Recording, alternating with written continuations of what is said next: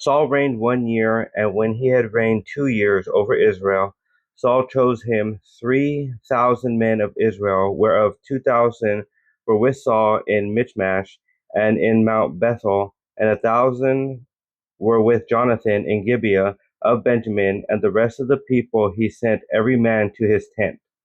And Jonathan smote the garrison of the Philistines that was in Geba, and the Philistines heard of it. And Saul blew the trumpet throughout all the land, saying, Let the Hebrews hear.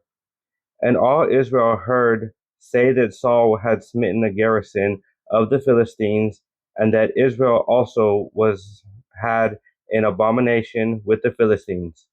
And the people were called together after Saul to Gilgal. And the Philistines gathered themselves together to fight with Israel, 30,000 chariots and 6,000 horsemen, and people as the sand which is on the seashore in multitude.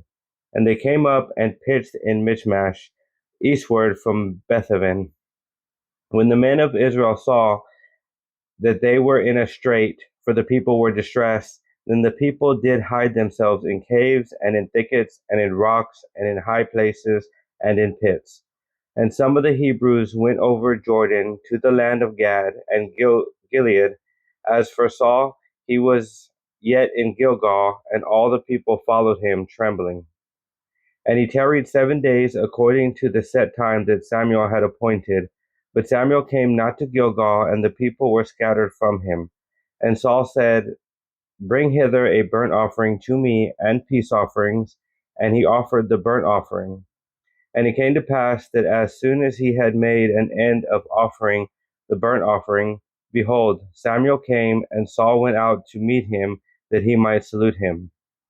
And Samuel said, What hast thou done? And Saul said, Because I saw that the people were scattered from me, and that thou camest not within the days appointed, and that the Philistines gathered themselves together at Michmash.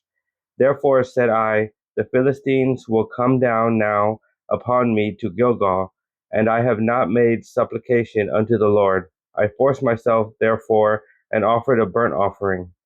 And Samuel said to Saul, Thou hast done foolishly. Thou hast not kept the commandment of the Lord thy God, which he commanded thee. For now will the Lord have established thy kingdom upon Israel forever. But now thy kingdom shall not continue. The Lord hath sought him a man after his own heart, and the Lord hath commanded him to be captain over his people, because thou hast not kept that which the Lord commanded thee.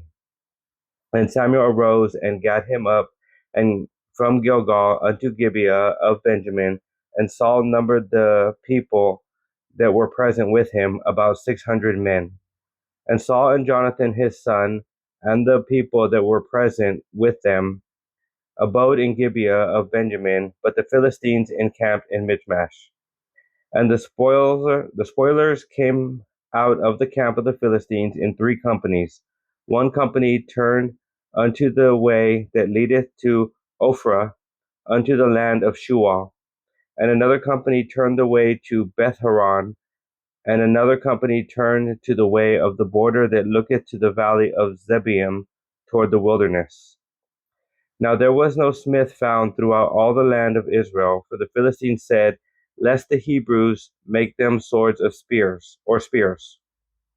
But all the Israelites went down to the Philistines to sharpen every man his share, and his coulter, and his axe, and his mattock.